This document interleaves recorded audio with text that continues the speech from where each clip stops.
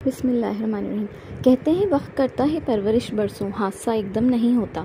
और अमरीकी तारीख़ में तो अक्सर अहम वाक़यात अचानक वक़ूअ पज़ीर नहीं हुए, खुसूसन ऐसे हादसा जिनके अमरीका और पूरी दुनिया पर असरात मुरतब हुए हों। इनमें काबिल ज़िक्र 11 सितंबर 2001 की सुबह 8:46 पर वर्ल्ड ट्रेड सेंटर के इन्हदाम का वाक़या है। इस वाक़े से 19 माह क़बल शायाशुदा नावल में यह वाक़या लिख दिया गया था। जॉन नैन्स के फरवरी 2000 में शाया होने वाले नावल ब्लैकआउट में दहशतगर्दों के हाथों अगवाशुदा मुसाफिर तैयारे का वर्ल्ड ट्रेड सेंटर से टकराने का खदशा था। इसके अलावा जॉन नैन्स के ही एक नावल पेंडोरा क्लॉक जो 1995 में शाया हुआ, इसमें यह लिखा गया था कि दहशतगर्द मुसाफिर तैयारों को अगवा करके खुदकश हमले के लिए इस्तेमाल किया जाएगा।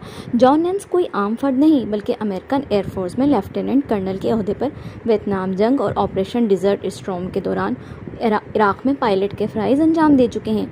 फिल्मसाज और नावल निगारों के जहनों में तख़य्युल पाते मंसूबे जब अक्स बंद करके पर्दा स्क्रीन पर दिखाए जाते हैं तो वो महज एक कहानी, कार्टून, ड्रामा या फिल्म नहीं बल्कि अमरीका के मुस्तक़बिल के इरादे होते हैं। और इसकी कई जिंदा मिसालें अमरीकी तारीख़ में मिलती हैं। ऐसे कई कार्टून्स और फिल्में हैं जिनमें वर्ल्ड ट्रेड सेंटर की तबाही के मनाजिर दिखाए गए और फिर वर्ल्ड ट्रेड सेंटर की तबाही के वो मनाजिर दुनिया ने अपनी आंखों से हकीकत में देखे जो कभी सिनेमा और अपनी टीवी स्क्रीन पर देखे थे। जिनमें काबिल ज़िक्र सुपर मैरियो 1993 में मारूफ फिल्म सीरीज़, 1988 में डाई हार्ड की पब्लिसिटी के लिए निकाले गए पोस्टर्स में भी टावर से आग के शोले बुलंद होते हुए दिखाया गया था।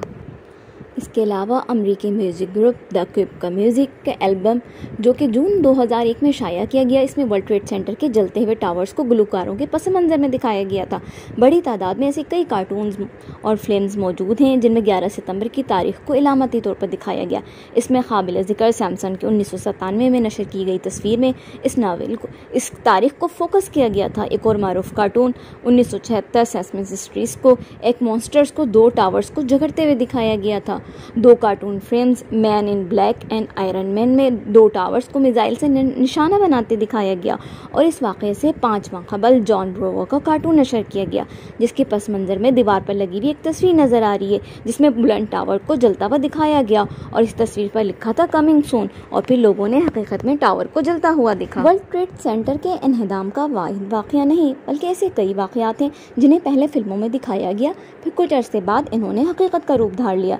ऐसी ही एक फिल्म ईगल आई है जिसमें एक जुलूस जनाजा को ड्रोन से निशाना बनाया गया। ये फिल्म सितंबर 2008 में रिलीज़ की गई और इस फिल्म के इस सीन ने हकीकत का रूप 23 जून 2009 में धारा जब पाकिस्तान के जुनूबी वजीरिस्तान के इलाके मकीन में बैतुल्ला महसूद को निशाना बनाना चाहा, मगर बैतुल्ला महसूद तो महफूज रहा और इसका नायब कारी हसन और 60 से ज़ायद अफराद मारे गए। मज़कूरा फिल्म में भी यही कुछ हुआ था। जिस वक्त ड्रोन हमला किए जाने का सोचा जा रहा था, अमरीकी हुक्काम को मालूम था टारगेट को निशाना बनाए जाने के इम्कानात 51% हैं। आम अफराद के मारे जाने के इम्कानात भी ज़्यादा हैं। ड्रोन हमले को मॉनिटर करने वाला इंटेलिजेंस अफसर आला हुक्काम को इस बात से आगाह भी करता है, मगर आला अमरीकी हुक्काम ड्रोन हमले की मंजूरी दे देते हैं। इसके बाद तवातिर के साथ ऐसे कई वाक़यात पेश आए जिसमें जुलूस जनाजा में खुदकश हमले किए गए जिनमें बड़ी तादाद में हलाकतें हुई। दहशतगर्दों को ये आइडिया इस अमरीकी फिल्म ने दिया कि जुलूस जनाजों को निशाना बनाकर बड़ी तादाद में अफराद को मारा जा सकता है। वतन अजीज़ में जारी अमरीकी ईमा पर लड़ी जाने वाली इस वॉर ऑन टेरर में दहशतगर्द कौन है, इस दहशतगर्दी का निशाना कौन बन रहा है, इसको जानने के लिए बस थोड़ा सा फहम दरकार है। जाहिर है यहाँ मुख्तलिफ गैर मुल्की एजेंसियों के एजेंट चने बेचने तो नहीं आए। ISI के साबिक सरबरा हमीद गुल ने 11 सितंबर हादसा और अफगानिस्तान पे अमरीकी हमले के मुतालिक एक तारीखी जुमला कहा था। 11 सितंबर बहाना, अफगानिस्तान ठिकाना और पाकिस्तान निशाना है। मारूफ video game call of duty में कराची का मैप दिखाया गया है जिसमें खाना जंगी के मनाजिर दिखाए गए हैं। ये 2009 की बात है। और अगर उसके थोड़े अरसे बाद की बात की जाए तो लंदन हैज़ फॉलन नामी फिल्म में पाकिस्तान के सूबे पंजाब में लाहौर से शुमाल में 5 मील दूर के इलाके के मनाजिर दिखाए गए हैं। फिल्म के आखिर में जब अमरीकी ड्रोन हमले के ज़रिए आमिर बरकावी नामी शख्स को निशाना बनाया जाता है तो इस जगह कायद-ए-आज़म की तस्वीर बनाई गई है और साथ ही लिखा हुआ है अमन सुकून हमेशा कायम रहे।